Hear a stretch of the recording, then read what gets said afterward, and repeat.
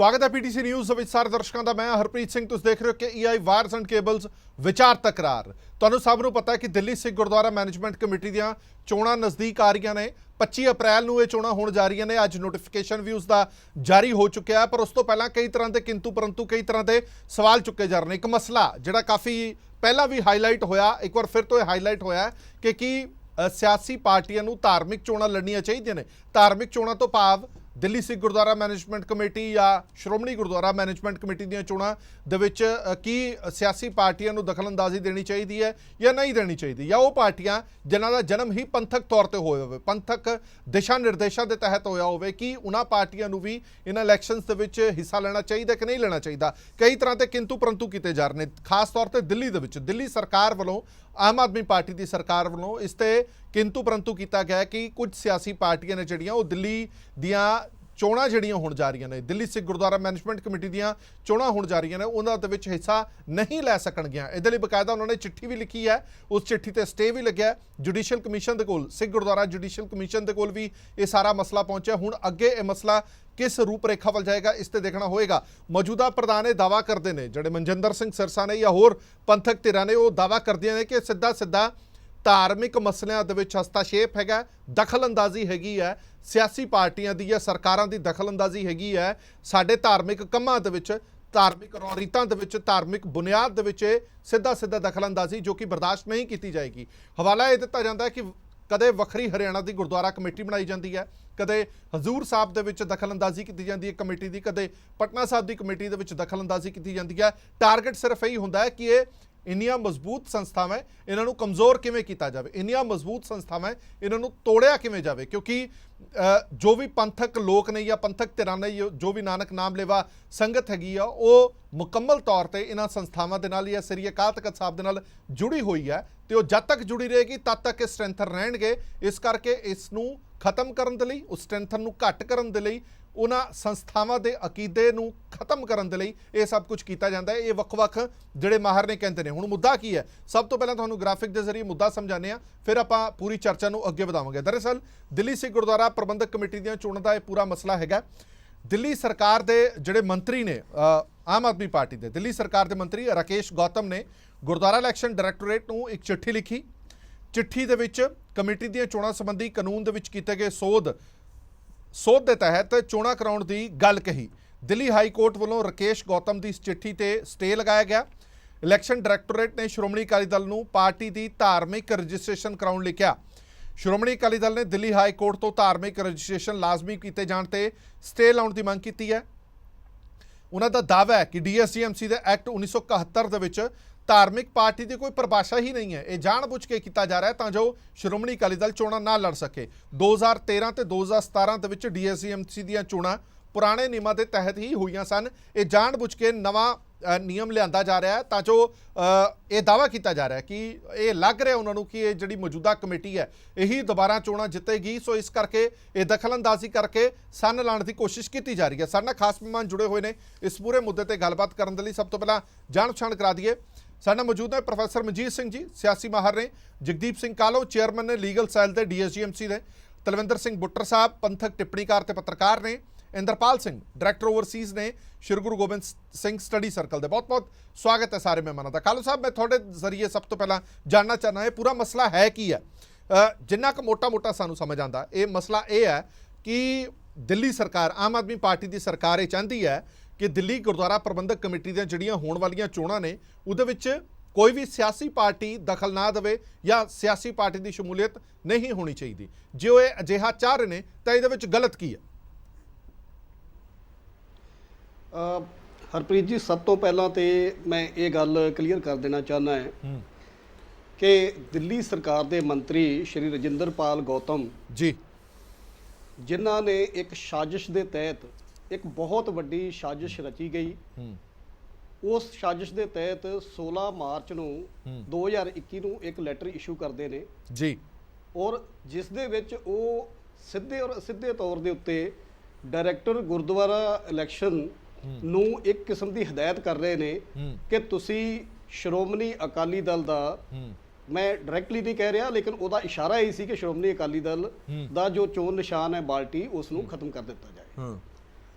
ਇਹ ਬਹੁਤ ਵੱਡੀ ਸਾਜ਼ਿਸ਼ ਸੀ। ਸਾਜ਼ਿਸ਼ ਇਸ ਕਰਕੇ ਸੀ ਕਿਉਂਕਿ ਦਿੱਲੀ ਸਿੱਖ ਗੁਰਦੁਆਰਾ ਪ੍ਰਬੰਧਕ ਕਮੇਟੀ ਵੱਲੋਂ ਜੋ ਮੌਜੂਦਾ ਸਮੇਂ ਦੇ ਵਿੱਚ ਪਿਛਲੇ 3-4 ਸਾਲ ਤੋਂ ਖਾਸ ਕਰਕੇ ਮੈਂ ਕਹਾਂਗਾ, ਜੋ ਸਿੱਖ ਕੌਮ ਦੇ ਮਸਲਿਆਂ ਦੇ ਉੱਤੇ ਕੰਮ ਕੀਤਾ ਗਿਆ, ਜੋ ਲੜਾਈਆਂ ਲੜੀਆਂ ਗਈਆਂ, ਜੋ ਕੌਮ ਵਾਸਤੇ ਸਟੈਂਡ ਲਏ ਗਏ, ਉਸ ਤੋਂ ਇਹ ਸਰਕਾਰ ਇੰਨੀ ਕੁ ਘਬਰਾ ਗਈ ਸੀ। ਇਹਨਾਂ ਨੂੰ ਪਤਾ ਸੀ ਕਿ ਇਹ ਹੁਣ ਆਉਣ ਵਾਲੀ ਇਲੈਕਸ਼ਨ ਦੇ ਵਿੱਚ ਸ਼੍ਰੋਮਣੀ ਅਕਾਲੀ ਦਲ ਨੂੰ ਬਹੁਤ ਵੱਡੀ ਜਿਹੜੀ ਕਾਲੂ ਸਾਹਿਬ ਲੌਜਿਕ ਦੱਸੋ ਨਾ, ਲੌਜਿਕ ਕੀ ਦਿੱਤਾ ਤੁਸੀਂ? ਕਹਿੰਦੇ ਚੋਣ ਨਿਸ਼ਾਨ ਤੁਹਾਡਾ ਖਤਮ ਕਰਨ ਦੀ ਗੱਲ ਕੀਤੀ, ਪਰ ਉਹਦੇ ਪਿੱਛੇ ਕੋਈ ਲੌਜਿਕ ਤਾਂ ਦਿੱਤਾ ਹੋਣਾ ਕਿ ਕਿਉਂ ਖਤਮ ਕੀਤਾ ਜਾਵੇ, ਕਿਉਂ ਤੁਹਾਡੀ ਮਾਨਤਾ ਰੱਦ ਕੀਤੀ ਜਾਵੇ? ਇਹਦੇ ਪਿੱਛੇ ਲੌਜਿਕ ਕੀ ਹੈ ਜੀ?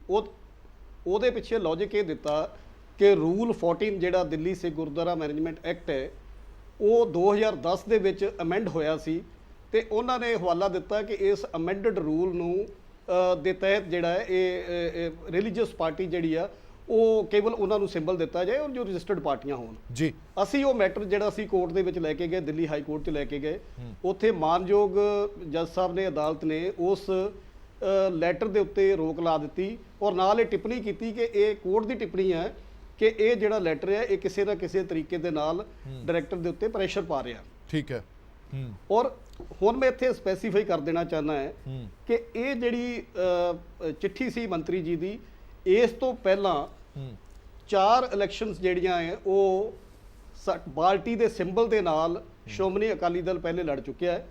ਇੱਕ ਨੋਟੀਫਿਕੇਸ਼ਨ ਜਿਹੜੀ ਆ 8 ਅਕਤੂਬਰ 1999 ਨੂੰ ਇੱਕ ਨੋਟੀਫਿਕੇਸ਼ਨ ਹੋਈ ਸੀ, ਜਿਹਦੇ ਚ ਸਾਨੂੰ ਇਹ ਬਕਟ ਦਾ ਜਿਹੜਾ ਸਿੰਬਲ ਹੈ ਉਹ ਅਲਾਟ ਹੋਇਆ ਸੀ।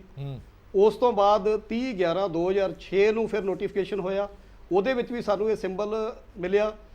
ਉਸ ਤੋਂ ਬਾਅਦ ਜਦੋਂ ਇਹ ਰੂਲ 14 ਅਮੈਂਡ ਕੀਤਾ ਗਿਆ ਤੇ ਉਸ ਤੋਂ ਬਾਅਦ ਫਿਰ 2 ਇਲੈਕਸ਼ਨਸ ਹੋਈਆਂ 2013 ਦੇ ਵਿੱਚ ਤੇ 2017 ਦੇ ਵਿੱਚ। ਇਹਨਾਂ ਦੋਨੋਂ ਇਲੈਕਸ਼ਨਾਂ ਦੇ ਵਿੱਚ ਵੀ ਨੋਟੀਫਿਕੇਸ਼ਨ ਜਿਹੜੀ ਬਕਾਇਦਾ ਹੋਈ, ਉਹਦੇ ਵਿੱਚ ਇਹ ਸਿੰਬਲ ਜਿਹੜਾ ਰਿਜ਼ਰਵ ਸਿੰਬਲ ਜਿਹੜਾ ਸਾਨੂੰ ਦਿੱਤਾ ਗਿਆ। ਸੋ ਜਦੋਂ ਆਲਰੇਡੀ ਇਹ ਔਰ ਬਹੁਤ ਸਾਰੇ ਮੈਂ ਆਉਣ ਵਾਲੇ ਹੁਣੇ ਇਹਦੇ ਸਾਰੇ ਤੁਹਾਡੇ ਨਾਲ ਸਾਂਝ ਪਾਵਾਂਗਾ ਕਿ ਦਿੱਲੀ ਸਰਕਾਰ ਨੇ ਵੱਖਰੇ ਟਾਈਮ ਦੇ ਉੱਤੇ ਕੋਰਟ ਦੇ ਵਿੱਚ ਜਿੰਨੇ ਵੀ ਮੈਟਰ ਗਏ, ਉਹਦੇ ਵਿੱਚ ਦਿੱਲੀ ਸਰਕਾਰ ਵੱਲੋਂ ਹਲਫਨਾਮੇ ਵੀ ਦਿੱਤੇ ਗਏ ਔਰ ਕੋਰਟ ਦੇ ਵਿੱਚ ਆਪਣੇ ਜੋ ਇਹਨਾਂ ਦੇ ਵਕੀਲ ਸੀ ਉਹਨਾਂ ਨੇ ਵੀ ਇਹ ਕਿਹਾ ਕਿ ਇਹ ਜਿਹੜੀ ਰਜਿਸਟਰਡ ਪਾਰਟੀ ਹੈ ਸ਼੍ਰੋਮਣੀ ਅਕਾਲੀ ਦਲ, ਇਸ ਨੂੰ ਰੂਲ 14 ਅਮੈਂਡਡ ਦੇ ਤਹਿਤ ਅਲੱਗ ਤੋਂ ਕੋਈ ਰਜਿਸਟ੍ਰੇਸ਼ਨ ਕਰਾਉਣ ਦੀ ਲੋੜ ਨਹੀਂ ਹੈ। ਸੋ ਇੱਥੋਂ ਇਹ ਸਾਬਤ ਹੁੰਦਾ ਹੈ ਕਿ ਜਦ ਆਲਰੇਡੀ 4 ਇਲੈਕਸ਼ਨ ਹੋ ਗਈਆਂ, 4 ਨੋਟੀਫਿਕੇਸ਼ਨ ਹੋ ਗਏ, ਤੇ ਹੁਣ ਇਸ ਦੀ ਕੀ ਲੋੜ ਪੈ ਗਈ? ਇਹ ਕੇਵਲ ਇੱਕ ਸਾਜ਼ਿਸ਼ ਸੀ।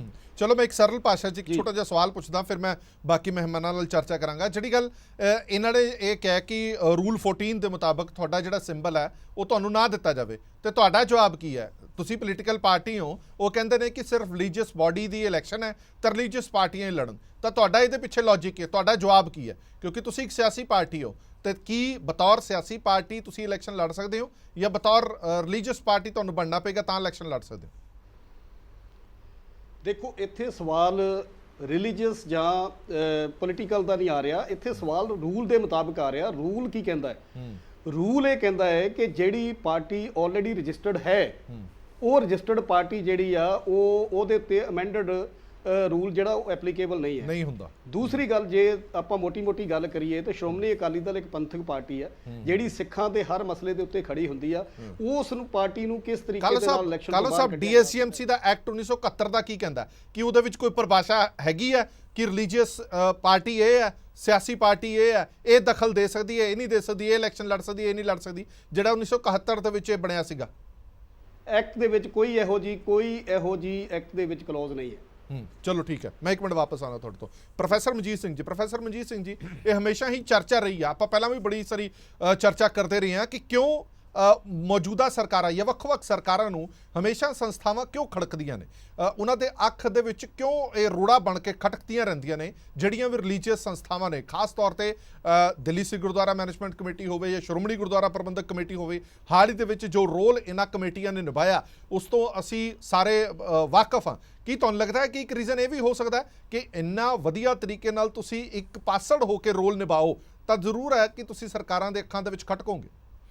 ਦੇਖੋ, ਕੀਤਾ ਤੇ ਇਸ ਗੱਲ ਦੇ ਨਾਂ ਤੇ ਜਾ ਰਿਹਾ ਕਿ ਜਿਹੜੀ ਰਾਜਨੀਤੀ ਹੈ ਉਹ ਧਰਮ 'ਚ ਨਹੀਂ ਜਾਣੀ ਚਾਹੀਦੀ, ਪਰ ਉਹ ਹੀ ਘਸੋੜੀ ਜਾ ਰਹੀ ਹੈ। ਹੁਣ SGPC ਜਿਹੜੀ ਦਿੱਲੀ ਸਿੱਖ ਗੁਰਦੁਆਰਾ ਮੈਨੇਜਮੈਂਟ ਕਮੇਟੀ ਆ, ਕੌਣ ਨਹੀਂ ਜਾਣਦਾ ਕਿ ਮੈਂ ਤਾਂ ਉੱਥੇ ਸੀਗਾ 26 ਨਵੰਬਰ ਨੂੰ, ਜਿੱਦਣ ਪਹਿਲੇ ਦਿਨ 27 ਨੂੰ ਉੱਥੇ ਆਪਾਂ ਪਹੁੰਚੇ ਹਾਂ ਬਾਰਡਰ ਦੇ ਉੱਤੇ, ਤੇ ਅਜੇ ਸੜਕ ਦੇ ਉੱਤੇ ਕੋਈ ਨਹੀਂ, ਟਰਾਲੀਆਂ ਕੱਲੀਆਂ ਖੜੀਆਂ ਸੀ, ਕੋਈ ਤੰਬੂ ਨਹੀਂ, ਕੋਈ ਕੁਛ ਨਹੀਂ ਸੀ।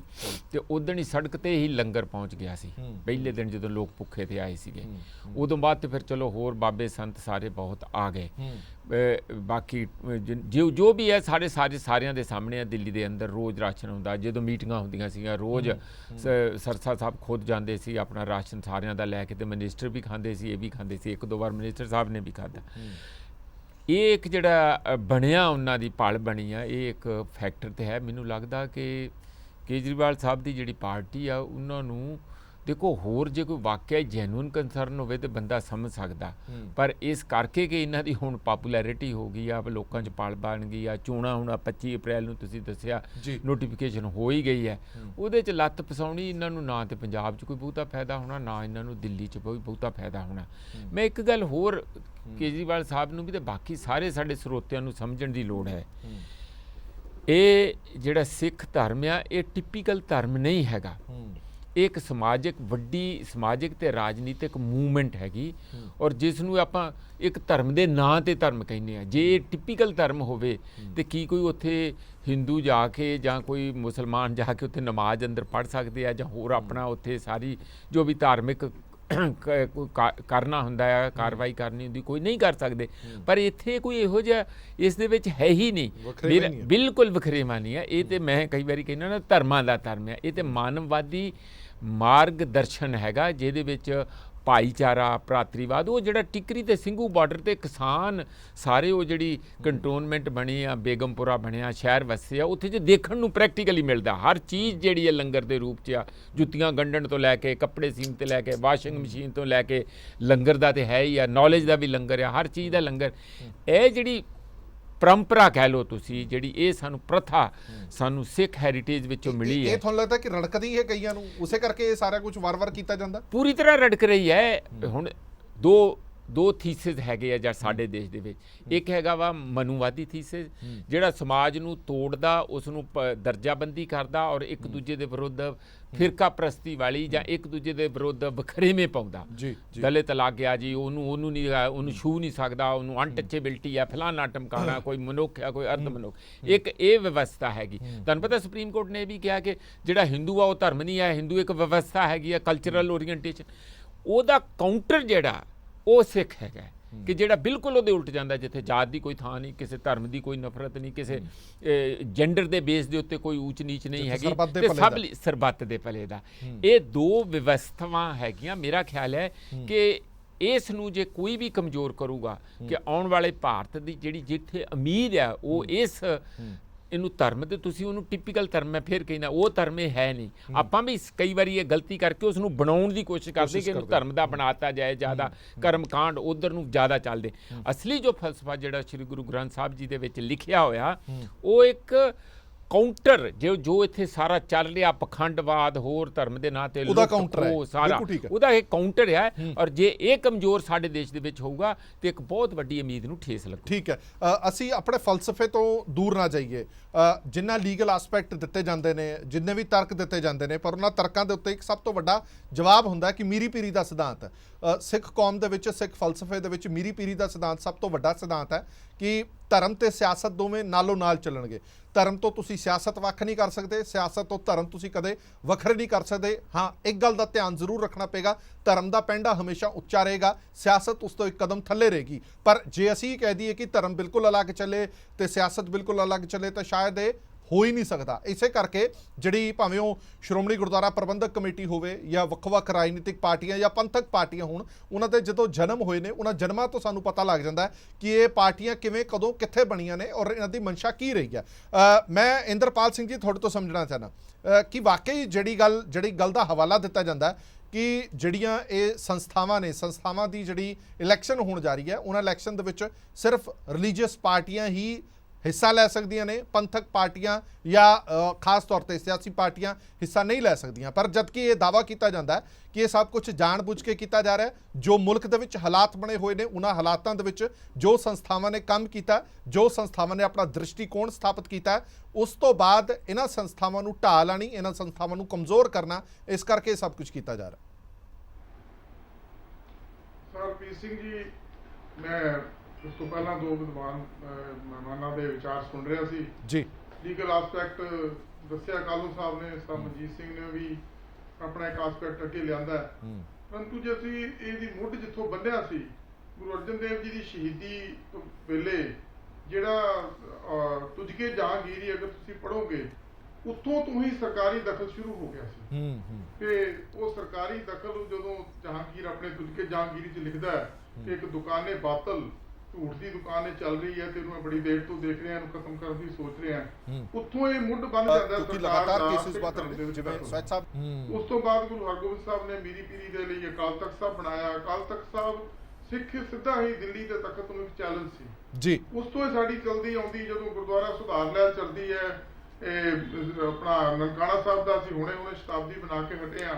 ਤੇ ਜਦੋਂ ਸ਼੍ਰੋਮਣੀ ਅਕਾਲੀ ਦਲ ਦੀ ਜਿਹੜੀ ਸਥਾਪਨਾ ਹੀ ਉਸ ਗੁਰਦੁਆਰਾ ਸੁਧਾਰ ਲਹਿਰ ਦੀ ਮੂਵਮੈਂਟ ਵਿੱਚੋਂ ਹੀ ਹੁੰਦੀ ਹੈ, ਅਤੇ ਉਸ ਦੇ ਜਦੋਂ ਇਹ ਗੁਰਦੁਆਰਾ ਐਕਟ 1925 ਚ ਬਣਦਾ, ਤੇ ਉਸ ਵਕਤ ਦੇ ਪੰਜਾਬ ਦੇ ਗਵਰਨਰ ਸੀ, ਕਲਾਈਵ ਸੀ ਸ਼ਾਇਦ ਉਹਨਾਂ ਦਾ ਨਾਮ, ਉਹਨਾਂ ਨੇ ਕਿਹਾ ਸੀ this is a state within state. ਇਹ ਉੱਥੋਂ ਹੀ ਸਰਕਾਰ ਦੀਆਂ ਜਿਹੜੀਆਂ ਮਨਸ਼ਾਵਾਂ ਕਲੀਅਰ ਹੋ ਜਾਂਦੀਆਂ ਸੀ। ਤੇ ਉਸ ਤੋਂ ਬਾਅਦ ਜਿਉਂ-ਜਿਉਂ ਚੱਲਦਾ ਆਇਆ ਤੇ ਤੁਹਾਡੇ ਸਾਹਮਣੇ ਜੋ ਅੱਜ ਸਰੂਪ ਬਣਿਆ ਕਿ ਕਦੀ ਸਾਧ ਸੰਗਤ ਵੋਟ ਬਣਾ ਕੇ, ਕਦੀ ਪੰਥ ਖਾਲਸਾ ਬਣਾ ਕੇ, ਕਦੀ ਕੁਛ ਕਰਕੇ ਸਰਕਾਰਾਂ ਨੇ ਇਸ ਸ਼੍ਰੋਮਣੀ ਗੁਰਦੁਆਰਾ ਪ੍ਰਬੰਧਕ ਕਮੇਟੀ ਤੇ ਕਬਜ਼ੇ ਦੀ ਕੋਸ਼ਿਸ਼ ਕੀਤੀ ਜੀ। ਹੁਣ ਜੋ ਦਿੱਲੀ ਗੁਰਦੁਆਰਾ ਪ੍ਰਬੰਧਕ ਕਮੇਟੀ ਦੀਆਂ ਇਲੈਕਸ਼ਨ ਆਈਆਂ, ਇਹਦਾ ਪਿਛੋਕੜ ਜਦੋਂ ਤੁਸੀਂ ਦੇਖੋਗੇ 1971 ਦੇ ਵਿੱਚ ਜਦੋਂ ਦਿੱਲੀ ਦੇ ਗੁਰਦੁਆਰੇ ਗੁਰਧਾਮ ਕਿੰਨੇ ਦਿਨ ਬੰਦ ਰਹੇ ਸੀਗੇ, ਸਰਕਾਰ ਦੇ ਕੰਟਰੋਲ ਥੱਲੇ ਸੀ, ਉਸ ਵਕਤ ਪੰਜਾਬ ਤੋਂ ਵਿੱਚੋਂ ਸ਼੍ਰੋਮਣੀ ਅਕਾਲੀ ਦਲ ਨੇ ਮੋਰਚਾ ਲਾਇਆ। ਹਜ਼ਾਰਾਂ ਦੀ ਤਾਦਾਦ ਦੇ ਵਿੱਚ ਸਿੱਖਾਂ ਨੇ ਗ੍ਰਿਫਤਾਰੀਆਂ ਦਿੱਤੀਆਂ।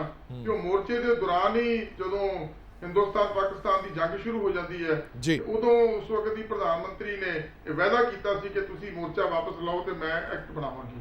ਤੇ ਅਕਾਲੀ ਦਲ ਨੇ ਉਹ ਮੋਰਚਾ ਵਾਪਸ ਲਿਆ ਤੇ ਇਹ ਦਿੱਲੀ ਗੁਰਦੁਆਰਾ ਐਕਟ ਹੈ, ਇਹ ਉਸ ਸੰਘਰਸ਼ ਦੇ ਵਿੱਚੋਂ ਨਿਕਲਿਆ ਐਕਟ ਹੈ। ਜਿਵੇਂ ਸ਼੍ਰੋਮਣੀ ਗੁਰਦੁਆਰਾ ਪ੍ਰਬੰਧਕ ਕਮੇਟੀ ਤੋਂ 1925 ਦਾ ਐਕਟ ਨਿਕਲਿਆ, ਉਵੇਂ ਹੀ 1971 ਦਾ ਐਕਟ ਵੀ ਸ਼੍ਰੋਮਣੀ ਅਕਾਲੀ ਦਲ ਦੇ ਸੰਘਰਸ਼ ਚੋਂ ਨਿਕਲਿਆ। ਅੱਜ ਅਸੀਂ ਵੱਖ-ਵੱਖ ਤਰੀਕਿਆਂ ਦੇ ਨਾਲ ਵੱਖ-ਵੱਖ ਟੁਚਰਾਂ ਢਾਹ ਕੇ ਤੇ ਵੱਖ-ਵੱਖ ਗੱਲਾਂ ਕਰਕੇ ਕਿਸੇ ਨਾ ਕਿਸੇ ਤਰੀਕੇ ਨਾਲ ਇਹਨਾਂ ਸੰਸਥਾਵਾਂ ਨੂੰ, ਜਿਹੜੀਆਂ ਸਾਡੀਆਂ ਪ੍ਰਤੀਨਿਧ ਸੰਸਥਾਵਾਂ ਹੈ, ਜਿਹਦਾ ਦੇਸ਼ ਵਿਦੇਸ਼ ਦੇ ਵਿੱਚ ਪੂਰੇ ਸਿੱਖ ਕੌਮ ਦੇ ਵਿੱਚ ਇੱਕ ਮਾਨਤਾ ਪ੍ਰਾਪਤ ਹੈ, ਲੀਗਲੀ ਵੀ ਤੇ ਆਤਮਿਕ ਤੌਰ ਤੇ ਵੀ ਤੇ ਸਿਧਾਂਤਕ ਤੌਰ ਤੇ ਵੀ ਇਹਦੀ ਮਾਨਤਾ ਹੈ, ਉਹਨਾਂ ਨੂੰ ਕਮਜ਼ੋਰ ਕਰਨ ਦੇ ਲਈ ਇਹ ਵੱਖ-ਵੱਖ ਯਤਨ ਕੀਤੇ ਜਾਂਦੇ ਹਨ। ਹਮੇਸ਼ਾ ਹੀ ਉਹਦੇ ਲਈ ਸਾਡੀ ਆਪਣੇ ਸੱਜਣ ਕੁਛ ਉਹਦੇ ਵਿੱਚ ਸਾਰਾ ਰੋਲ ਪਲੇ ਕਰਦੇ ਹਨ। ਪਰੰਤੂ ਜੋ ਲੀਗਲ ਆਸਪੈਕਟ ਦੱਸਿਆ ਗਿਆ, ਸ਼੍ਰੋਮਣੀ ਅਕਾਲੀ ਦਲ ਪਹਿਲਾਂ ਵੀ ਲੜਦਾ ਆਇਆ ਹੈ, ਭਾਵੇਂ ਦਿੱਲੀ ਦੇ ਹੋਰ ਅਕਾਲੀ ਦਲ ਹੈ, ਉਹ ਰਾਸ਼ਟਰੀ ਆਪਣਾ ਅਕਾਲੀ ਦਲ ਵੀ ਹੈ, ਉਹ ਦੂਜੀਆਂ ਆਪਣੀਆਂ ਇਲੈਕਸ਼ਨਾਂ ਵੀ ਲੜਦੇ ਆ, ਤੇ ਇਸੇ ਤਰ੍ਹਾਂ ਹੀ ਸ਼੍ਰੋਮਣੀ ਅਕਾਲੀ ਦਲ ਹੈ। ਐਕਟ ਦੇ ਵਿੱਚ ਕੋਈ ਅਜਿਹੀ ਪ੍ਰੋਵੀਜ਼ਨ ਨਹੀਂ ਹੈ, ਪਰੰਤੂ ਜਿਵੇਂ ਮੈਂ ਪਹਿਲਾਂ ਦੱਸਿਆ ਕਿ ਸ਼ੁਰੂ ਤੋਂ ਹੀ ਇਹ ਸਿੱਖ ਸੰਸਥਾਵਾਂ ਤੇ ਕਬਜ਼ਾ ਕਰਨ ਦੇ ਲਈ ਸਰਕਾਰਾਂ ਨੇ ਯਤਨ ਕੀਤੇ, ਯਤਨ ਕਰਦੀਆਂ ਆਈਆਂ ਹਨ। ਇਹ ਵੀ ਉਸੇ ਹੀ ਕੜੀ ਦਾ ਇੱਕ ਹਿੱਸਾ ਹੈ। ਅੱਛਾ ਇੰਦਰਪਾਲ ਸਿੰਘ ਜੀ, ਤੁਸੀਂ ਧਰਮ ਦੀ ਕਾਫੀ ਸਮਝ ਰੱਖਦੇ ਹੋ। ਮੈਂ ਤੁਹਾਡੇ ਤੋਂ ਸਮਝਣਾ ਚਾਹਨਾ ਕਿ ਵਾਕਈ ਜਿਹੜਾ ਇੱਕ ਲੌਜਿਕ ਵਾਰ-ਵਾਰ ਲੋਕਾਂ ਦੇ ਜਾਂ ਸੰਗਤਾਂ ਦੇ ਮਨ ਦੇ ਵਿੱਚ ਪਾਉਣ ਦੀ ਕੋਸ਼ਿਸ਼ ਕੀਤੀ ਜਾਂਦੀ ਹੈ ਕਿ ਸਿਆਸਤ ਤੇ ਧਰਮ ਇਕੱਠਾ ਨਹੀਂ ਚੱਲ ਸਕਦੇ, ਸਿਆਸਤ ਨੂੰ ਧਰਮ ਤੋਂ ਵੱਖਰੇ ਕਰਨਾ ਪਏਗਾ, ਧਰਮ ਨੂੰ ਸਿਆਸਤ ਤੋਂ ਵੱਖਰਾ ਕਰਨਾ ਪਏਗਾ। ਕਿ ਵਾਕਈ ਇਹ ਪੋਸੀਬਲ ਹੈ ਜਾਂ ਇਹ ਸਾਡਾ ਫਲਸਫਾ ਹੈ? ਅਸੀਂ ਬੜੀ ਵਾਰੀ ਇਹ ਸੋਚਦੇ ਹਾਂ ਕਿ ਨਿਰੋਲ ਧਰਮ ਅਸੀਂ ਅੱਗੇ ਲੈ ਕੇ ਚੱਲੀਏ ਤਾਂ ਸਿਆਸਤ ਤੋਂ ਬਿਨਾਂ ਅਸੀਂ ਨਹੀਂ ਅੱਗੇ ਲੈ ਕੇ ਜਾ ਸਕਦੇ। ਜੇ ਨਿਰੋਲ ਅਸੀਂ ਸਿਆਸਤ ਹੀ ਲੈ ਕੇ ਜਾਈਏ ਤਾਂ ਉਹਦੇ ਵਿੱਚ ਜੇ ਧਰਮ ਕੱਢ ਦਈਏ ਤਾਂ ਸਿਆਸਤ ਦੇ ਪੱਲੇ ਕੱਖ ਨਹੀਂ ਰਹੇਗਾ। ਇਹ ਦੋਵੇਂ ਚੀਜ਼ਾਂ ਸਾਈਮਲਟੇਨੀਅਸ ਚੱਲਣਗੀਆਂ? ਬਿਲਕੁਲ ਚੱਲਣਗੀਆਂ ਜੀ। ਸਾਡੇ ਸਾਹਮਣੇ ਮੀਰੀ ਪੀਰੀ ਦਾ ਸਿਧਾਂਤ ਹੈ। ਦਰਬਾਰ ਸਾਹਿਬ ਅਸੀਂ ਜਦੋਂ ਜਾਂਦੇ ਆ ਤੇ ਸਾਹਮਣੇ ਦੋ ਨਿਸ਼ਾਨ ਸਾਹਿਬ ਲੱਗੇ ਆ, ਉਹ ਇੱਕ ਮੀਰੀ ਦਾ ਸੂਚਕ ਹੈ, ਇੱਕ ਪੀਰੀ ਦਾ ਸੂਚਕ ਹੈ, ਤੇ ਜਿਹੜਾ ਧਰਮ ਦਾ ਸੂਚਕ ਹੈ ਉਹ ਨਿਸ਼ਾਨ ਸਾਹਿਬ ਉੱਚਾ ਹੈ, ਤੇ ਜਿਹੜਾ ਸਿਆਸਤ ਦਾ ਸੂਚਕ ਹੈ ਉਹ ਨੀਵਾਂ ਹੈ। ਜਿਹੜੀ ਸਿਆਸਤ ਹੈ ਹਮੇਸ਼ਾ ਹੀ ਧਰਮ ਦੇ ਅਧੀਨ ਚੱਲੇਗੀ। ਜਦੋਂ ਸਿਆਸਤ ਧਰਮ ਤੇ ਹਾਵੀ ਹੋਏਗੀ ਉਦੋਂ ਇਹ ਵਿਗਾੜ ਪੈਦਾ ਹੋਣਗੇ। ਕੋਈ ਜ਼ਰੂਰੀ ਨਹੀਂ ਧਰਮ ਤੇ ਹੀ, ਜਦੋਂ ਸਿਆਸਤ ਸਾਡੀਆਂ ਜਿੰਨੀਆਂ ਵੀ ਸੰਵਿਧਾਨਕ ਸੰਸਥਾਵਾਂ ਹੈ, ਭਾਵੇਂ ਉਹ ਜੁਡੀਸ਼ਰੀ ਹੈ, ਭਾਵੇਂ ਉਹ ਲੈਜਿਸਲੇਚਰ ਹੈ, ਭਾਵੇਂ ਉਹ ਪ੍ਰੈਸ ਹੈ, ਮੀਡੀਆ ਹੈ, ਜਦੋਂ ਇਹਦੇ ਤੇ ਸਿਆਸਤ ਹਾਵੀ ਹੋਏਗੀ ਇਹਦਾ ਹਾਨੀ ਹੋਏਗੀ ਸਮਾਜ ਦੇ ਲਈ। ਹਮੇਸ਼ਾ ਹੀ ਸਿਆਸਤ ਹੈ ਜਿਹੜੀ ਨੈਤਿਕ ਕਦਰਾਂ ਕੀਮਤਾਂ ਨੂੰ ਲੈ ਕੇ ਧਰਮ ਦੇ ਅਧੀਨ ਚੱਲਣੀ ਚਾਹੀਦੀ ਹੈ। ਜੇ ਅਸੀਂ ਉਹਨੇ ਕਿਹਾ ਸੀ ਨਾ ਕਿ ਨਿਜ਼ਾਮ ਪਾਤਸ਼ਾਹੀ ਹੋ ਜਾਂ ਜਮਹੂਰੀ ਤਮਾਸ਼ਾ ਹੋ, जुदा हो दीन सियासत से तो रह जाती है चंगेजी।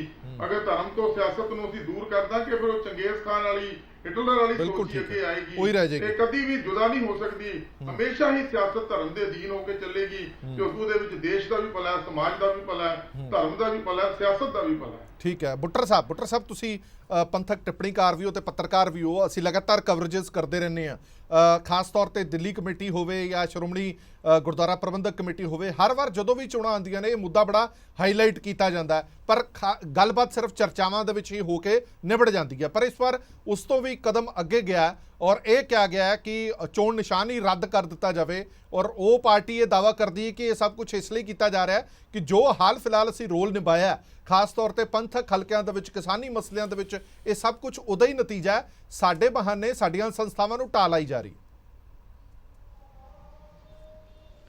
ਜੀ ਹਰਪ੍ਰੀਤ ਜੀ, ਮੈਂ ਇੱਕ ਇਤਿਹਾਸਕ ਪ੍ਰਸੰਗ ਦੇ ਵਿੱਚ ਗੱਲ ਕਰਨੀ ਚਾਹੁੰਦਾ ਕਿ ਜਦੋਂ 15 ਨਵੰਬਰ 1920 ਨੂੰ ਸ਼੍ਰੋਮਣੀ ਗੁਰਦੁਆਰਾ ਪ੍ਰਬੰਧਕ ਕਮੇਟੀ ਦਾ ਗਠਨ ਕੀਤਾ ਗਿਆ ਸੀਗਾ ਗੁਰਦੁਆਰਿਆਂ ਦੇ ਇਮਾਨਦਾਰਾਨਾ ਤੇ ਸੰਗਤੀ ਪ੍ਰਬੰਧਾਂ ਦੀ ਵਿਵਸਥਾ ਕਰਨ ਲਈ, ਉਸ ਤੋਂ 1 ਮਹੀਨਾ ਬਾਅਦ ਹੀ ਅਕਾਲ ਤਖਤ ਸਾਹਿਬ ਦੇ ਸਨਮੁਖ 15 ਦਸੰਬਰ 1920 ਨੂੰ ਸ਼੍ਰੋਮਣੀ ਅਕਾਲੀ ਦਲ ਦਾ ਗਠਨ ਕੀਤਾ ਜਾਂਦਾ, ਜਿਹਦੀ ਜਥੇਬੰਦਕ ਜਿਹੜਾ ਸਿਰਜਣਾ ਦੇ ਮੁੱਖ ਮੰਤਵ ਸਨ ਉਹਨਾਂ ਦੇ ਵਿੱਚੋਂ ਇੱਕ ਸੀਗਾ ਗੁਰਦੁਆਰਿਆਂ ਦਾ ਇਮਾਨਦਾਰਾਨਾ ਤੇ ਸੰਗਤੀ ਪ੍ਰਬੰਧ ਕਰਨ ਲਈ ਜਿਹੜਾ ਸ਼ਕਤੀ ਜੁਟਾਉਣਾ, ਮੈਨ ਪਾਵਰ ਜੁਟਾਉਣਾ, ਔਰ ਇੱਕ ਉਹਦਾ ਮਕਸਦ ਸੀਗਾ ਗੁਰਦੁਆਰਿਆਂ ਦੀ ਸੁਚੱਜੀ ਸੇਵਾ ਸੰਭਾਲ ਦੇ ਲਈ ਜਿਹੜਾ ਇੱਕ ਕਮੇਟੀ ਦੇ ਗਠਨ ਦੇ ਵਿੱਚ ਸਹਿਯੋਗ ਦੇਣਾ।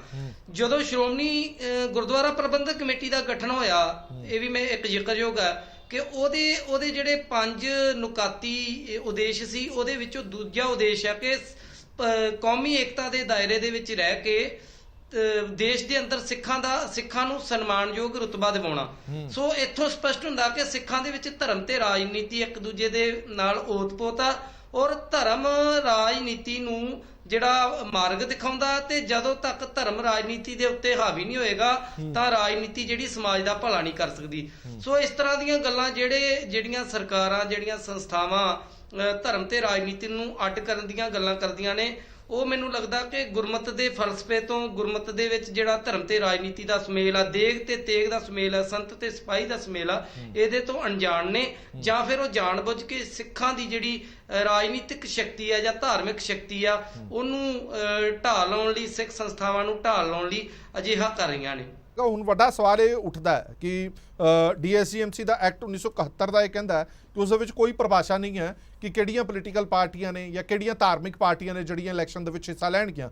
ਉਹ ਵੀ ਉਦੋਂ ਸਵਾਲ ਇਹ ਵੀ ਚੁੱਕਿਆ ਜਾਂਦਾ ਹੈ ਕਿ ਇਹ ਸਭ ਕੁਝ ਹੁਣ ਕਿਉਂ ਕੀਤਾ ਜਾ ਰਿਹਾ ਹੈ। ਮੌਜੂਦਾ ਕਮੇਟੀ ਇਹ ਦਾਅਵਾ ਕਰਦੀ ਹੈ ਕਿ ਜੋ ਸਾਡੀ ਹੁਣ ਤੱਕ ਦੀ ਜਿੰਨਾ ਵੀ ਅਸੀਂ ਕੰਮ ਕੀਤਾ ਹੈ ਜਾਂ ਹਾਲ ਫਿਲਹਾਲ ਜੋ ਅਸੀਂ ਰੋਲ ਅਦਾ ਕਰ ਰਹੇ ਹਾਂ, ਉਹ ਰੋਲ ਵੱਖ-ਵੱਖ ਸਰਕਾਰਾਂ ਨੂੰ ਖਟਕ ਰਿਹਾ, ਉਹ ਇਸੇ ਕਰਕੇ ਸਾਨੂੰ ਅਲੱਗ-ਥਲੱਗ ਕਰਨਾ ਚਾਹੁੰਦੇ ਨੇ, ਸਾਡੀਆਂ ਸੰਸਥਾਵਾਂ ਨੂੰ ਅਲੱਗ-ਥਲੱਗ ਕਰਨਾ ਚਾਹੁੰਦੇ ਨੇ। ਜਗਦੀਪ ਕਾਹਲੋਂ ਸਾਹਿਬ, ਜੇਕਰ ਇਸ ਪੂਰੇ ਮੈਟਰ ਨੂੰ ਅਸੀਂ ਲੀਗਲ ਤੌਰ ਤੇ ਦੇਖੀਏ ਤਾਂ ਲੀਗਲ ਤੌਰ ਤੇ ਮੈਟਰ ਕਿੱਥੇ ਖੜਦਾ ਕਿ ਵਾਕਈ ਤੁਹਾਨੂੰ ਹੁਣ ਰਜਿਸਟ੍ਰੇਸ਼ਨ ਕਰਾਣੀ ਪਏਗੀ ਕਿ ਬਤੌਰ ਧਾਰਮਿਕ ਪਾਰਟੀ ਹੋ ਤੁਸੀਂ ਤਾਂ ਇਲੈਕਸ਼ਨ ਲੜ ਪਾਓਗੇ ਜਾਂ ਹਲੇ ਵੀ ਕੋਈ ਚਾਂਸਸ ਹੈਗੇ? ਹਰਪ੍ਰੀਤ ਜੀ, ਮੈਂ ਲੀਗਲ ਪੱਖੋਂ ਤੁਹਾਨੂੰ ਇਹ ਗੱਲ ਜਿਹੜੀ ਦੱਸਣਾ ਚਾਹੁੰਦਾ ਕਿ ਲੀਗਲ ਤੌਰ ਦੇ ਉੱਤੇ ਕਿਸੇ ਵੀ ਤਰੀਕੇ ਦੇ ਨਾਲ ਕਿਸੇ ਵੀ ਕਲੌਜ਼ ਦੇ ਤਹਿਤ ਇਹ ਨਹੀਂ ਹੈ ਕਿ ਸਾਨੂੰ ਰਜਿਸਟ੍ਰੇਸ਼ਨ ਕਰਾਣੀ ਪਏਗੀ, ਕਿਉਂਕਿ ਮੈਂ ਤੁਹਾਨੂੰ ਇਹਦੇ ਕੁਝ ਦਿਖਾਣਾ ਚਾਹੁੰਦਾ ਲੀਗਲ ਪਹਿਲੂ ਜੀ। ਇੱਕ ਪ੍ਰੈਜ਼ੈਂਟਲੀ ਜਿਹੜੀ ਰਿਟ ਪਟੀਸ਼ਨ ਚੱਲ ਰਹੀ ਆ, ਆਮ ਅਕਾਲੀ ਦਲ ਵੱਲੋਂ ਇਹ ਪਟੀਸ਼ਨ ਪਾਈ ਗਈ ਸੀ। ਇਹਦੇ ਵਿੱਚ 10 ਮਾਰਚ ਨੂੰ ਦਿੱਲੀ ਸਰਕਾਰ ਵੱਲੋਂ ਇਹ ਐਫੀਡੇਵਿਟ ਫਾਈਲ ਕੀਤਾ ਜਾਂਦਾ। ਮੈਂ ਪੜ੍ਹ ਕੇ ਸੁਣਾ ਰਿਹਾ ਜੀ ਜੀ ਜੀ। Notification dated 8/10/1999 allotted the reserve symbol to respondent number 3 and 4 Shromani Akali Dal and Shromani Akali Dal Delhi was not violative and ultra virus in the extent rule. It is submitted that the notification symbol order dated 31/2017 bearing notification number so and so was issued in terms of provisions of rule 14(1) specifying the reserved symbol allotted to the recognized religious parties and the free symbol to be allotted to the other candidates. ਇਹ ਬੜਾ clear ਇਹਦੇ ਚ affidavit file ਕਰ ਰਹੇ। ਅੱਗੇ ਕੀ ਕਹਿ ਰਹੇ ਆ, the symbol bucket was not included in the list of free symbol as the same was already allotted to Shromani Akali Dal. Wide notification dated 8/10/1999. Hence the petitioner was informed that the symbol bucket cannot be allotted as reserved symbol to them. ਯਾਨੀ ਕਿ petitioner ਜਿਹਨੇ petition ਪਾਈ ਆ ਉਹਨੂੰ clear ਕਰ ਦਿੱਤਾ ਹੈ ਕਿ ਸ਼੍ਰੋਮਣੀ ਅਕਾਲੀ ਦਲ ਨੂੰ ਸਿੰਬਲ ਰਿਜ਼ਰਵ ਅਲਾਟ ਕੀਤਾ ਗਿਆ ਵਾਈਡ ਨੋਟੀਫਿਕੇਸ਼ਨ 8/10/1999। ਸੋ ਫਰਦਰ ਇਹ ਤੁਹਾਨੂੰ ਸਿੰਬਲ ਜਿਹੜਾ ਫ੍ਰੀ ਸਿੰਬਲ ਨਹੀਂ ਹੈ, ਫ੍ਰੀ ਸਿੰਬਲ ਨਹੀਂ ਦਿੱਤਾ। ਇਹ ਖੁਦ 10 ਮਾਰਚ ਨੂੰ ਇਹ ਹਾਈ ਕੋਰਟ ਦੇ ਵਿੱਚ ਐਫੀਡੇਵਿਟ ਜਿਹੜਾ ਦਿੱਲੀ ਸਰਕਾਰ ਵੱਲੋਂ ਫਾਈਲ ਕੀਤਾ ਗਿਆ। ਇਸ ਤੋਂ ਪਹਿਲਾਂ ਰਿਟ ਪਟੀਸ਼ਨ 2769 2017 ਦੀ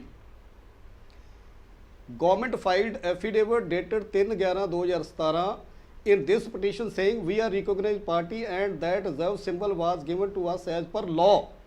ਇਹਦੇ ਚ ਵੀ ਗਵਰਨਮੈਂਟ ਕਹਿ ਰਹੀ ਹੈ ਕਿ ਰਿਜ਼ਰਵ ਸਿੰਬਲ ਹੈ, ਇਹ ਪਾਰਟੀ ਰਿਕੋਗਨਾਈਜ਼ ਪਾਰਟੀ ਆ, ਇਸ ਨੂੰ ਰਿਜ਼ਰਵ ਸਿੰਬਲ ਜਿਹੜਾ ਦਿੱਤਾ ਗਿਆ। ਫਿਰ ਇਨ ਪਟੀਸ਼ਨ ਫਾਈਲਡ ਬਾਈ ਆਮ ਅਕਾਲੀ ਦਲ ਆਲਸੋ ਫਾਈਲਡ। ਸੋ ਹੁਣ ਸਵਾਲ ਇਹ ਆਉਂਦਾ ਕਿ 4 ਜਗ੍ਹਾ ਦੇ ਉੱਤੇ ਗਵਰਨਮੈਂਟ ਨੇ ਕੋਰਟ ਦੇ ਵਿੱਚ ਹਾਈ ਕੋਰਟ ਦੇ ਵਿੱਚ ਆਪਣੇ ਐਫੀਡੇਵਿਟ ਫਾਈਲ ਕੀਤੇ, ਹਲਫਨਾਮੇ ਫਾਈਲ ਕੀਤੇ ਆ, ਜਿੱਥੇ ਇਹ ਐਕਨੋਲਜ ਕੀਤਾ ਹੈ ਕਿ ਇਹ ਸਿੰਬਲ ਜਿਹੜਾ ਰਿਜ਼ਰਵ ਸਿੰਬਲ ਹੈ ਜਿਹੜਾ ਸ਼੍ਰੋਮਣੀ ਅਕਾਲੀ ਦਲ ਨੂੰ ਦਿੱਤਾ ਗਿਆ ਹੈ ਔਰ ਇਹ ਰਿਕੋਗਨਾਈਜ਼ ਪਾਰਟੀ ਆ, ਇਸ ਦਾ ਸਿੰਬਲ ਜਿਹੜਾ ਉਹ ਫ੍ਰੀ ਨਹੀਂ ਹੈ। ਅੱਛਾ ਕਾਲੋ ਸਾਹਿਬ ਤੁਸੀਂ ਦੱਸੋ ਤੁਹਾਨੂੰ ਇਹਦੇ ਪਿੱਛੇ ਨਜ਼ਰ ਕੀ ਆਉਂਦਾ, ਤੁਹਾਨੂੰ ਕੀ ਲੱਗਦਾ ਇਹਦੇ ਪਿੱਛੇ? ਇਹਦੇ ਪਿੱਛੇ ਕਲੀਅਰ ਕਨਸਪੀਰੇਸੀ ਹੈ। ਇਹਦੇ 'ਚ ਇਹ ਢਾਉਣ ਦੀ ਕੋਸ਼ਿਸ਼ ਕੀਤੀ ਜਾ ਰਹੀ ਹੈ ਸ਼੍ਰੋਮਣੀ ਅਕਾਲੀ ਦਲ ਨੂੰ।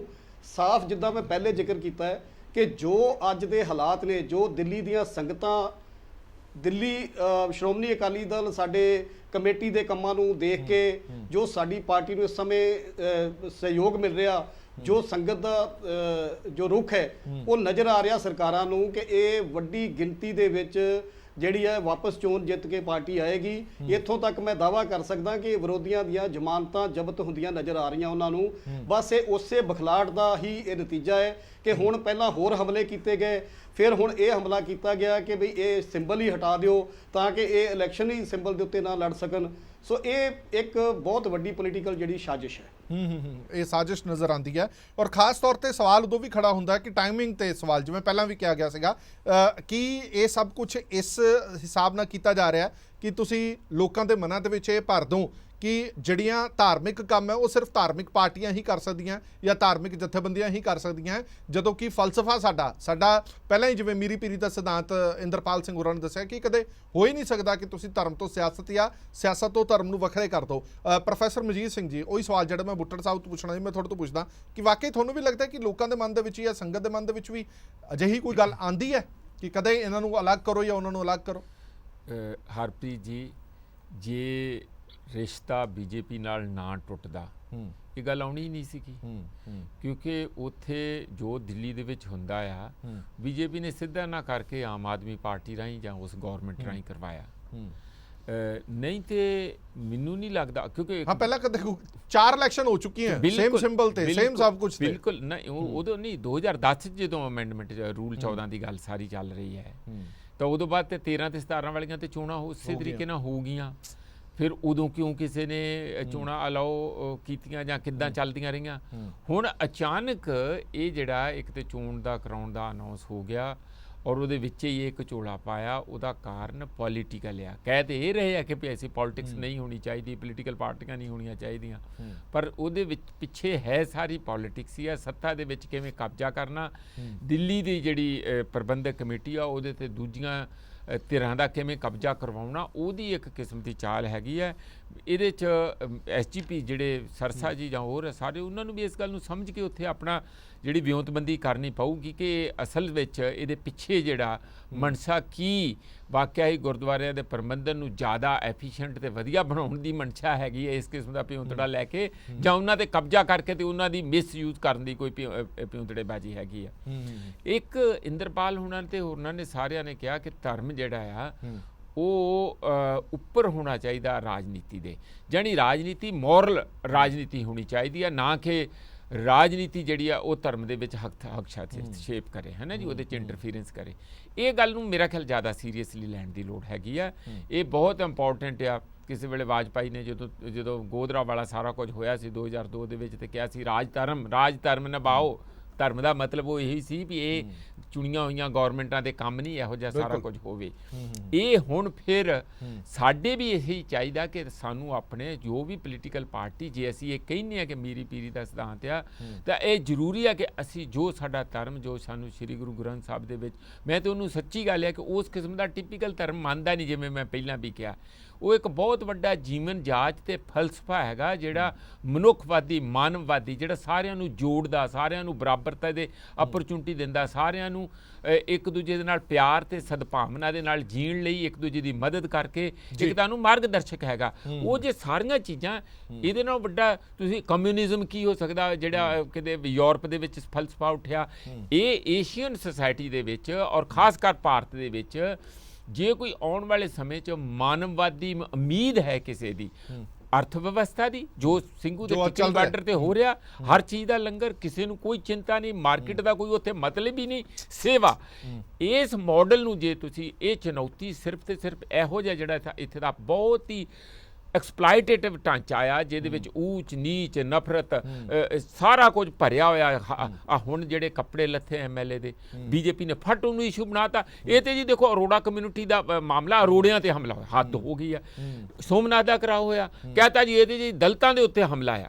ਤੁਸੀਂ ਹਰ ਚੀਜ਼ ਨੂੰ ਇਹਦਾ ਕਾਊਂਟਰ, ਧਰਮ ਦੀ ਰੰਗਤ ਦੇਣਾ ਸ਼ੁਰੂ ਕਰ ਦਿੰਦੇ। ਬਿਲਕੁਲ, ਇਹਦਾ ਇਸ ਚੱਲਦਾ ਹੀ ਅੱਜ ਤੱਕ ਸਾਡੇ ਦੇਸ਼ ਦੇ ਵਿੱਚ ਇਹੋ ਹੀ ਕੁਝ ਚੱਲਿਆ। ਉਹਦਾ ਕਾਊਂਟਰ ਤੁਹਾਨੂੰ ਇਹ ਨਜ਼ਰ ਆਉਂਦਾ, ਕਾਊਂਟਰ ਇਹਦੇ ਵਿੱਚ ਹੈਗਾ, ਖਤਮ ਕਰਨ ਦੀ ਕੋਸ਼ਿਸ਼ ਹੈ। ਬਿਲਕੁਲ, ਹੁਣ ਜਿਹੜਾ ਉਹਦਾ ਕਾਊਂਟਰ ਆ, ਜਦੋਂ ਕਿਉਂਕਿ ਉਹ ਇਸ ਵਾਰੀ ਪਾਪੂਲਰ ਹੋਇਆ, ਇਸ ਵਾਰੀ ਸਾਰੇ ਦੇਸ਼ ਦੇ ਵਿੱਚ, ਵਿਦੇਸ਼ਾਂ 'ਚ ਪਤਾ ਲੱਗਾ ਕਿ ਪੰਜਾਬੀ ਔਰ ਪੰਜਾਬੀਅਤ ਦੇ ਵਿੱਚ ਜਿਹੜਾ ਸਿੱਖ ਕਲਚਰ, ਉਹ ਅਸਲ ਵਿੱਚ ਉਹਦਾ ਮੈਸੇਜ ਕੀ ਹੈਗਾ, ਤਾਂ ਇੱਕ ਘਬਰਾਹਟ ਹੈ। ਠੀਕ ਹੈ, ਉਸ ਘਬਰਾਹਟ ਦੇ ਵਿੱਚੋਂ ਇਸ ਕਿਸਮ ਦਾ ਉਹਨੂੰ ਸਕਟਲ ਕਰਨ ਦੀ ਦਿੱਲੀ ਦੇ ਵਿੱਚ ਕੋਸ਼ਿਸ਼ ਕੀਤੀ ਜਾ ਰਹੀ ਹੈ। ਠੀਕ ਹੈ, ਕਿਉਂਕਿ ਇਹ ਖਦਸ਼ਾ ਮੌਜੂਦਾ ਕਮੇਟੀ ਵੀ ਪ੍ਰਗਟਾ ਰਹੀ ਹੈ ਔਰ ਪੰਥਕ ਹਲਕਿਆਂ ਦੇ ਵਿੱਚ ਵੀ ਇਹ ਖਦਸ਼ਾ ਪ੍ਰਗਟਾਇਆ ਜਾ ਰਿਹਾ ਹੈ ਕਿ ਤੁਸੀਂ ਇਹ ਸੋਚੋ ਕਿ 2010 ਦੇ ਵਿੱਚ ਜੇ ਕੋਈ ਅਮੈਂਡਮੈਂਟ ਦੀ ਗੱਲ ਆਂਦੀ ਹੈ ਤਾਂ ਉਸ ਤੋਂ ਬਾਅਦ ਵੀ 2 ਚੋਣਾਂ ਹੋ ਜਾਂਦੀਆਂ ਨੇ, ਉਦੋਂ ਉਸੇ ਹੀ ਡਾਇਰੈਕਸ਼ਨਸ ਦੇ ਵਿੱਚ ਕੀਤੀਆਂ ਜਾਂਦੀਆਂ ਨੇ ਜੋ ਪਹਿਲਾਂ ਸੀਗੀਆਂ। ਰੂਲ ਅਮੈਂਡਮੈਂਟ ਦੀ ਗੱਲ ਮੰਨੀ ਨਹੀਂ ਜਾਂਦੀ ਔਰ ਦੋਵੇਂ ਇਲੈਕਸ਼ਨਸ ਹੋ ਜਾਂਦੀਆਂ ਨੇ। ਤਾਂ ਅਜਿਹਾ ਕੀ ਹੋ ਗਿਆ ਕਿ ਇਸ ਵਾਰ ਇਲੈਕਸ਼ਨ ਉਹ ਅਮੈਂਡਮੈਂਟ ਵਾਲੀਆਂ ਹੋਣੀਆਂ? ਉਹਦਾ ਸਿੱਧਾ ਇਸ਼ਾਰਾ ਸਮਝ ਆਉਂਦਾ ਹੈ ਕਿ ਇਸ ਵਾਰ ਜਿਹੜਾ ਰੋਲ ਨਿਭਾਇਆ ਗਿਆ ਇਸ ਕਮੇਟੀ ਵੱਲੋਂ, ਉਹ ਰੋਲ ਸਰਕਾਰਾਂ ਦੇ ਅੱਖਾਂ ਦੇ ਵਿੱਚ ਖਟਕ ਰਿਹਾ, ਇਸ ਕਰਕੇ ਕੀਤਾ ਜਾਂਦਾ ਹੈ। ਸੋਰਸਸ ਦੇ ਮੁਤਾਬਕ ਸਾਡੇ ਕੋਲ ਸਮਾਂ ਸੂਚੀ ਆ ਗਈ ਹੈ DSGMC ਚੋਣਾਂ ਦੀ, ਔਰ ਉਹਨਾਂ ਸੋਰਸਸ ਦੇ ਮੁਤਾਬਕ ਨਾਮਜ਼ਦਗੀ ਭਰਨ ਲਈ ਜੋ ਜਾਰੀ ਹੋਈ ਨੋਟੀਫਿਕੇਸ਼ਨ 31 ਮਾਰਚ 2021, ਨਾਮਜ਼ਦਗੀ ਭਰਨ ਦਾ ਆਖਰੀ ਦਿਨ 7 ਅਪ੍ਰੈਲ 2021, ਨਾਮਜ਼ਦਗੀ ਪੇਪਰਾਂ ਦੀ ਜਾਂਚ 8 ਅਪ੍ਰੈਲ 2021, ਨਾਮਜ਼ਦਗੀ ਵਾਪਸ ਲੈਣ ਦਾ ਆਖਰੀ ਦਿਨ 10 ਅਪ੍ਰੈਲ 2021, ਵੋਟਿੰਗ ਜਿਹੜੀ ਹੋਏਗੀ ਉਹ 25 ਅਪ੍ਰੈਲ 2021 ਨੂੰ ਹੋਏਗੀ, ਵੋਟਾਂ ਦੀ ਗਿਣਤੀ 28 ਅਪ੍ਰੈਲ 2021, ਚੋਣ ਪ੍ਰਕਿਰਿਆ ਮੁਕੰਮਲ ਕਰਨ ਦਾ ਅਖੀਰਲਾ ਦਿਨ ਹੋਏਗਾ 29 ਅਪ੍ਰੈਲ 2021। ਬੁੱਟਰ ਸਾਹਿਬ, ਮੇਰੀ ਆਵਾਜ਼ ਆ ਰਹੀ ਹੈ? ਤਾਂ ਮੈਂ ਤੁਹਾਡੇ ਤੋਂ ਸਮਝਣਾ ਚਾਹੁੰਦਾ ਕਿ ਆਖਰਕਾਰ ਵਾਰ-ਵਾਰ, ਇਹ ਇੱਕ ਵਾਰ ਨਹੀਂ ਕਈ ਵਾਰੀ ਹੋ ਚੁੱਕਿਆ ਹੈ ਕਿ ਨਿਸ਼ਾਨਾ ਬਣਾਉਣ ਦੀ ਕੋਸ਼ਿਸ਼ ਕੀਤੀ ਜਾਂਦੀ ਹੈ ਸੰਸਥਾਵਾਂ ਨੂੰ। ਤੁਹਾਨੂੰ ਚੰਗੀ ਤਰ੍ਹਾਂ ਯਾਦ ਹੋਏਗਾ ਹਰਿਆਣਾ ਦੇ ਵਿੱਚ ਵੱਖਰੀ ਗੁਰਦੁਆਰਾ ਪ੍ਰਬੰਧਕ ਕਮੇਟੀ ਬਣਾਉਣ ਦਾ ਮਕਸਦ ਵੀ ਆਇਆ ਸਾਹਮਣੇ, ਹਜ਼ੂਰ ਸਾਹਿਬ ਦੀ ਕਮੇਟੀ ਦੇ ਵਿੱਚ ਵੀ ਦਖਲਅੰਦਾਜ਼ੀ ਹੋਈ, ਪਟਨਾ ਸਾਹਿਬ ਦੀ ਕਮੇਟੀ ਦੇ ਵਿੱਚ ਵੀ ਦਖਲਅੰਦਾਜ਼ੀ ਹੋਈ। ਇਹ ਅਕਸਰ ਚੁਣੀਆਂ ਹੋਈਆਂ ਸਰਕਾਰਾਂ ਵੱਲੋਂ ਹੀ ਅਜਿਹਾ ਕਿਉਂ ਕੀਤਾ ਜਾਂਦਾ?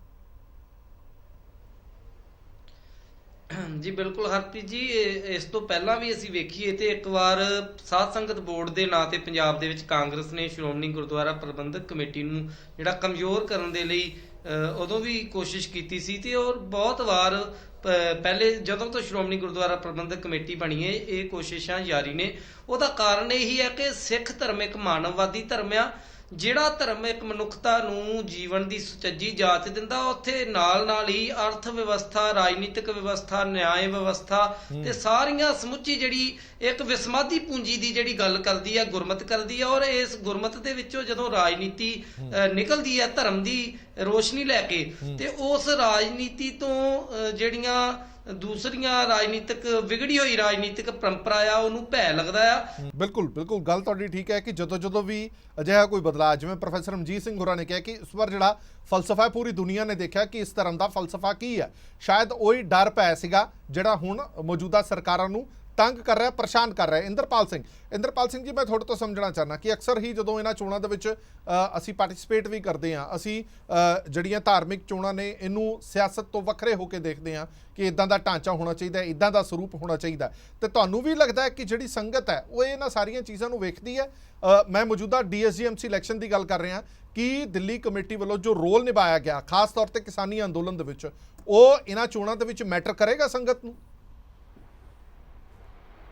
ਹਰਪ੍ਰੀਤ ਸਿੰਘ ਜੀ ਦੇਖੋ, ਇੱਕ ਤਾਂ ਗੱਲ ਆਪਾਂ ਮੰਨ ਕੇ ਚੱਲੀਏ, ਜਿੰਨੀਆਂ ਤੁਸੀਂ ਲੀਗਲ ਟੈਕਨੀਕਲਿਟੀ ਤੁਸੀਂ ਸੁਣੀਆਂ ਕਿ ਜਦੋਂ ਗੁਰਦੁਆਰਾ ਐਕਟ ਬਣੇ ਸੀ, ਗੁਰਦੁਆਰਾ ਸੁਧਾਰ ਲਹਿਰ ਚੱਲੀ ਸੀ, ਜੇ ਸਾਡੇ ਬਜ਼ੁਰਗਾਂ ਨੇ ਕੁਰਬਾਨੀਆਂ ਦਿੱਤੀਆਂ ਸੀ, ਉਹ ਇਹਨਾਂ ਟੈਕਨੀਕਲਿਟੀ ਚ ਉਲਝਣ ਵਾਸਤੇ ਨਹੀਂ ਦਿੱਤੀਆਂ ਸੀ। ਇੱਕ ਸੰਗਤੀ ਪ੍ਰਬੰਧ ਸਥਾਪਿਤ ਕਰਨ ਦੇ ਲਈ ਇਹ ਸਾਰੇ ਸੰਘਰਸ਼ ਹੋਏ ਸੀ ਕਿ ਤਾਂ ਕਿ ਸੰਗਤ ਦੀ ਮਨਸ਼ਾ ਅਨੁਸਾਰ ਜਿਹੜਾ ਇਹ ਪ੍ਰਬੰਧ ਸਥਾਪਿਤ ਹੋਵੇ ਤੇ ਕਿਸ ਤਰੀਕੇ ਦੇ ਨਾਲ ਜਿਹੜਾ ਗੁਰੂ ਘਰ ਦੇ ਜਿਹੜੇ ਰਿਸੋਰਸਿਸ ਹੈ, ਗੁਰੂ ਘਰ ਦਾ ਜਿਹੜਾ ਸਰਮਾਇਆ ਹੈ, ਇਹ ਸੰਗਤ ਦੀ ਭਲਾਈ ਦੇ ਲਈ, ਇਸ ਮਾਨਵਤਾ ਦੀ ਭਲਾਈ ਦੇ ਲਈ ਖਰਚ ਹੋਵੇ। ਉਹ ਸਾਰੇ ਪ੍ਰਬੰਧ ਦੇ ਵਿੱਚੋਂ ਹੀ ਇਹ ਸੋਚ, ਉਸ ਸੋਚ ਵਿੱਚੋਂ ਹੀ ਇਹ ਗੁਰਦੁਆਰਾ ਐਕਟ ਭਾਵੇਂ ਸ਼੍ਰੋਮਣੀ ਕਮੇਟੀ ਦਾ ਬਣਿਆ, ਭਾਵੇਂ ਦਿੱਲੀ ਗੁਰਦੁਆਰਾ ਕਮੇਟੀ ਦਾ ਬਣਿਆ, ਉਹ ਸਾਰੇ ਉਸੇ ਸੋਚ ਵਿੱਚੋਂ ਨਿਕਲੇ ਸਨ। ਅੱਜ ਉਸ ਸੋਚ ਨੂੰ ਢਾਹ ਲਾਉਣ ਦੀ ਕੋਸ਼ਿਸ਼ ਹੋ ਰਹੀ ਹੈ, ਇਹਨੂੰ ਇੱਕ ਚੌਧਰ ਕਰਨ ਦਾ, ਇੱਕ ਰਾਜ ਪ੍ਰਾਪਤ ਕਰਨ ਦਾ, ਇੱਕ ਪੌੜੀ ਮੰਨਣਾ ਸ਼ੁਰੂ ਕਰ ਦਿੱਤਾ ਹੈ। ਇਹ ਇੱਕ ਬੜਾ ਖਤਰਨਾਕ ਰੁਝਾਨ ਹੈ। ਸਾਨੂੰ ਗੁਰਮਤ ਨੇ ਸਾਨੂੰ ਕਿਹਾ ਕਿ ਹੋ ਕਤਰ ਮਿਲੋ ਮੇਰੇ ਭਾਈ, ਦੁਬਦਾ ਦੂਰ ਕਰੋ ਲਿਓ ਲਾਈ, ਹਰ ਨਾਮੈ ਕੀ ਹੋਵੇ ਜੋੜੀ, ਗੁਰਮੁਖ ਬੈਠੇ ਸਭਾ ਵਿਛਾਏ। ਸਾਰੀਆਂ ਸੰਬੰਧਿਤ ਧਿਰਾਂ ਜਿਨ੍ਹਾਂ ਨੇ ਵੀ ਦਿੱਲੀ ਗੁਰਦੁਆਰਾ ਕਮੇਟੀ ਦੀ ਇਲੈਕਸ਼ਨ ਲੜਨੀ ਹੈ, ਉਹਨਾਂ ਦਾ ਇੱਕੋ ਇੱਕ ਮਨਸ਼ਾ ਜੋ ਸੰਗਤਾਂ ਸਾਹਮਣੇ ਉਹ ਜ਼ਾਹਰ ਕਰ ਰਹੇ ਹਨ ਪ੍ਰਤੱਖ ਤੌਰ ਤੇ ਕਿ ਅਸੀਂ ਵਧੀਆ ਪ੍ਰਬੰਧ ਦੇਵਾਂਗੇ, ਅਸੀਂ ਵਧੀਆ ਤਰੀਕੇ ਦੇ ਨਾਲ ਇਹ ਗੁਰੂ ਘਰ ਦੇ ਰਿਸੋਰਸਿਸ ਨੂੰ use.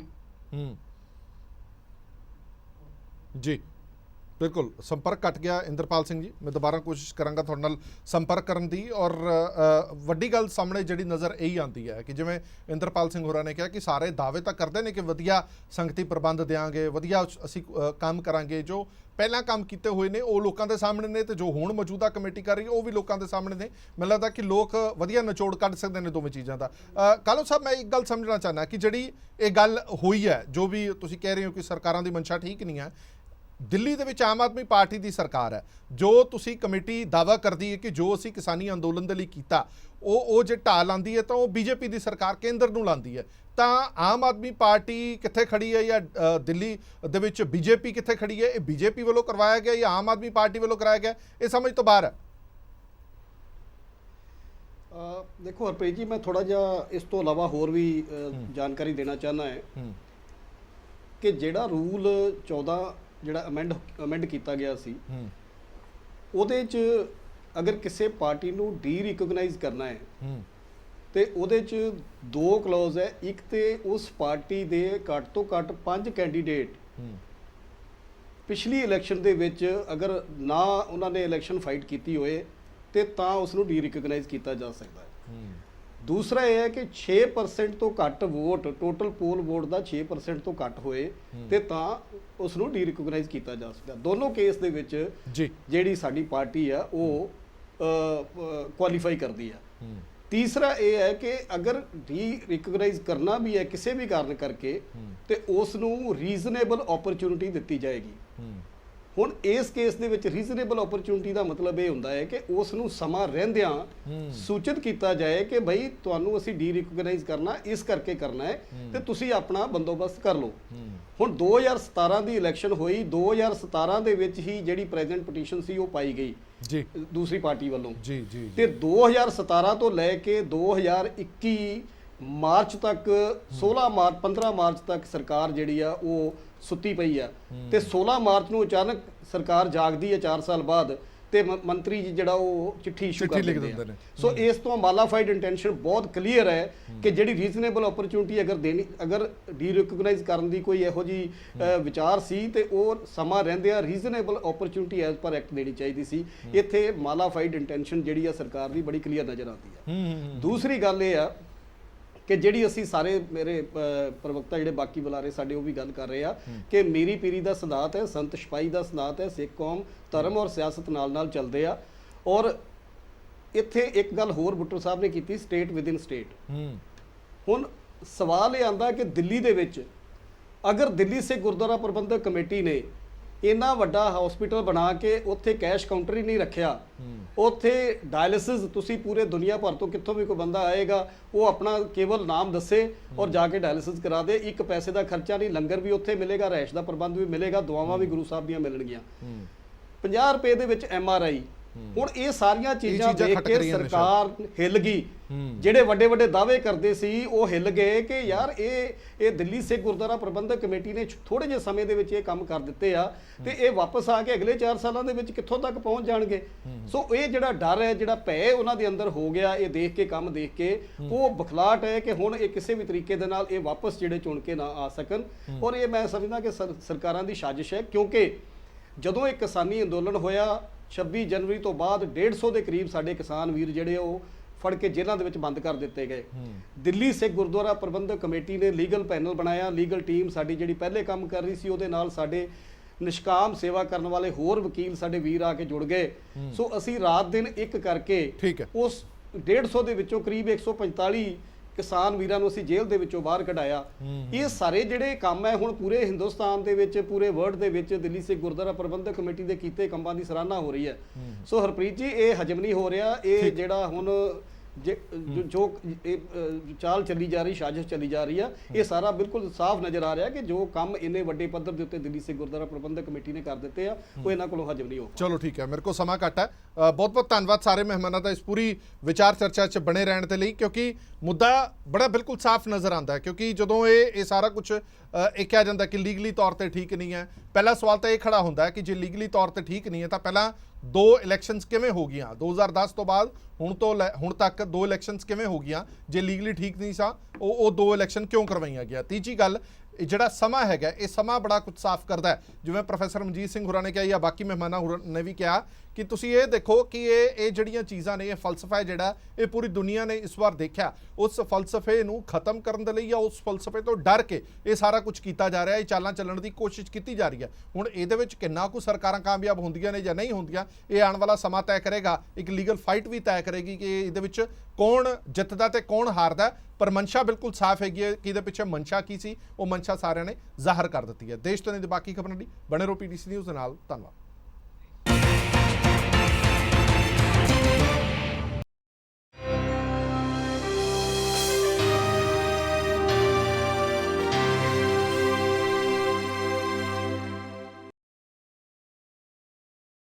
Presented by KEI Wires and Cables, her tension सही चलती रहे।